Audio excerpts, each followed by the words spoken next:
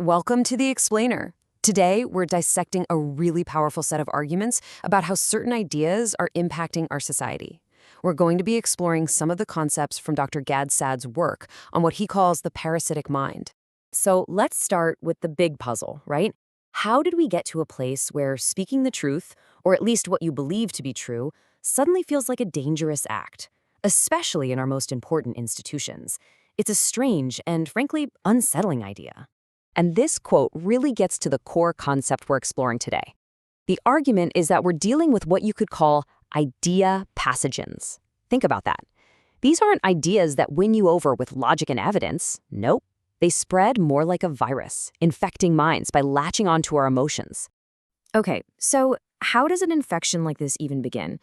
Well, the argument is that it starts when a society starts to lose its ability to tell the difference between what's real and what's just a performance.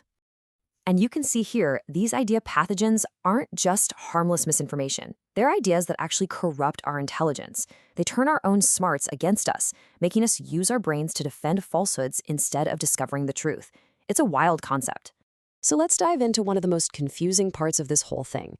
Because you'd think the most educated people would have the strongest immune systems against bad ideas, right? But the argument here is that they often become the primary carriers. Why is that? And what's really interesting here is that it's not about a lack of intelligence. It's about what that intelligence gets used for.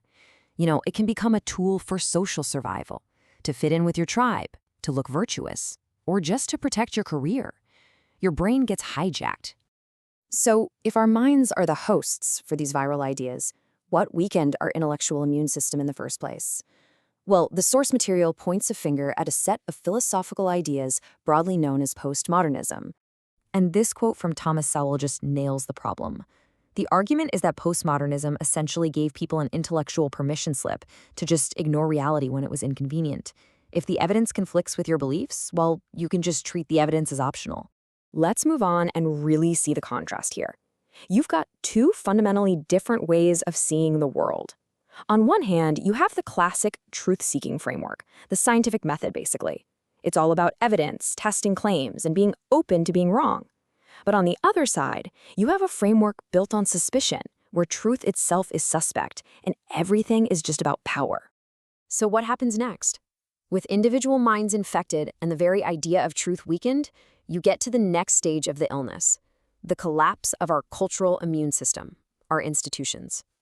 And this slide shows how it's not a single event, but more like a cascading failure.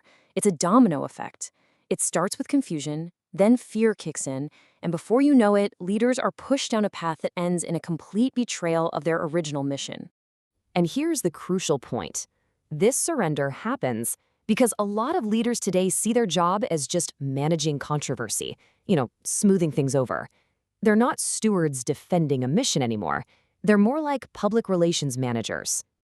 Okay, so after all that diagnosis, where's the cure? What's the antidote to this parasitic mindset? Well, the argument we're exploring says the answer isn't a new policy or system. It's something much more personal. And this quote gets right to the heart of it. This isn't about being fearless. It's about valuing truth more than you value your own comfort, even when you are afraid. It's a decision, deep down, that you'd rather suffer than be dishonest. And that brings us to the social cost, which is very real. The antidote requires you to be okay with being lonely sometimes. It's about making peace with the fact that if you speak your mind, some people just aren't going to like it. Some doors might close. So the speakers in our source material argue that this kind of courage isn't just something you're born with. It's built, it's practiced, and here are some of the practical ways you can foster it, in yourself and in the next generation. It's about teaching people how to think, not just what to think. So this explainer really leaves us with this one final thought to chew on. The argument is that in our current age, courage isn't just some heroic virtue. It's actually a basic requirement for a free and sane society. And that kind of puts the question back on all of us, doesn't it? What is your silence actually costing?